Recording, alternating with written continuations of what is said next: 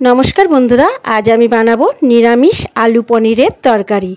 जे कोनो निरामिषेर दिने आपनारा एइभाবে आलू पनीरेर तरकारी बानिये खेये देखुन, खेते किन्तु असाधारण हय।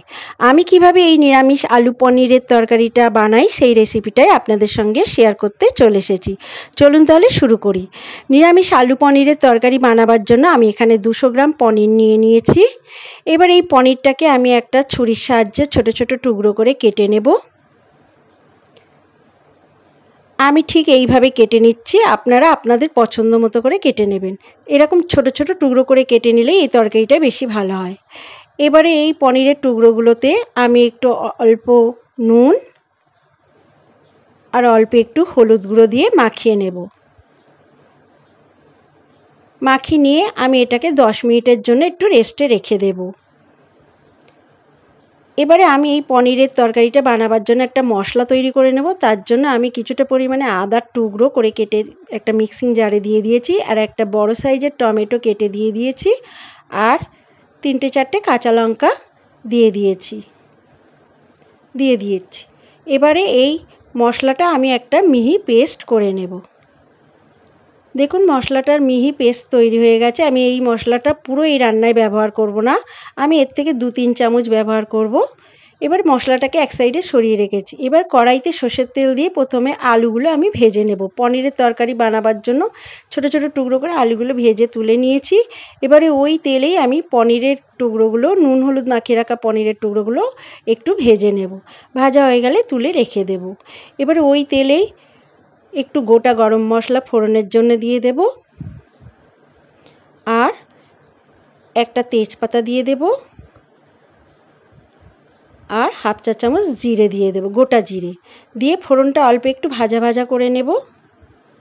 ফোড়নটা থেকে যখন একটা মিষ্টি গন্ধ বেরোবে তখন যে টমেটো আদা আর কাঁচা লঙ্কার পেস্টটা করে রেখেছিলাম সেটা থেকে আমি 3-4 চামচ দিয়ে দেব।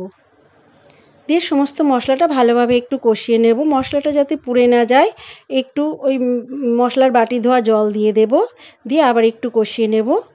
এবারে আমি এখানে আঁচটাকে লোতে রেখে গুঁড়ো মশলাগুলো দিয়ে দেব। হাফ চা চামচ হলুদ গুঁড়ো, হাফ চা চামচ কাশ্মীরি লঙ্কার গুঁড়ো, আর স্বাদ মতো নুন, আর হাফ চা চামচ জিরে গুঁড়ো দিয়ে সমস্ত মশলাটা আবার ভালোভাবে কষিয়ে নেব। এই মশলায় যত বেশি মশলাটা কষানো হবে তত বেশি এই রান্নাটা খেতে ভালো লাগবে।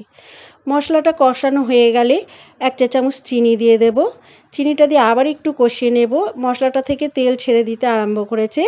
এবারে আমি যে আলুগুলো ভেজে তুলে রেখেছিলাম সেই আলুগুলো দিয়ে দেব, দিয়ে একটু মশলাটার সঙ্গে কষিয়ে নেব। আলুটা মশলাটার সঙ্গে কষানো হয়ে গেছে। এবারে আমি গ্রেভির জন্য জল দিয়ে দেব। এই রান্নাটা একটু মাখো মাখো হলেই ভালো লাগে। আমি রান্নার জন্য জল দিয়ে দিয়েছি।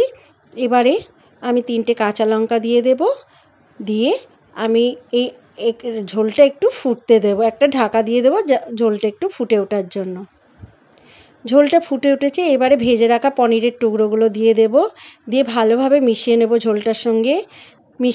দিয়ে আবার ঢাকা দিয়ে দেব। 5 থেকে 6 মিনিট রান্না করে নেব। 5-6 মিনিট পর আপনাদের দেখাচ্ছি। দেখুন গ্রেভিটা ঠিক এই রকম রাখতে হবে। আলুগুলোও সেদ্ধ হয়ে গেছে। এবারে আমি এখানে একটু এক চা চামচ মতো ঘি দিয়ে দেব। ঘিটা দিয়ে আবার একটু ভালোভাবে মিশিয়ে নেব। ঘিটা দিয়ে আবার একটু হালকাভাবে মিশিয়ে নিয়েছি।